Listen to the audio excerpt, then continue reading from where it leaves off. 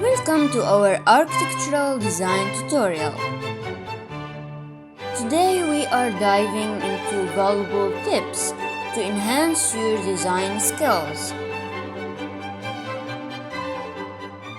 Tip number 1: sketching and ideation. Start by sketching your ideas on paper. Capture the essence of your vision and let your creativity flow. Tip number 2: understand scale and proportion. Consider how people will interact with the space and ensure harmonious proportions.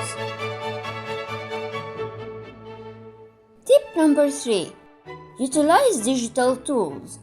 Explore software like AutoCAD, SketchUp, or Revit for precision and efficiency in drafting and visualization.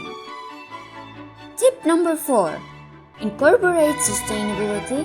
Explore sustainable materials and design strategies to minimize environmental impact. Tip number 5: seek inspiration.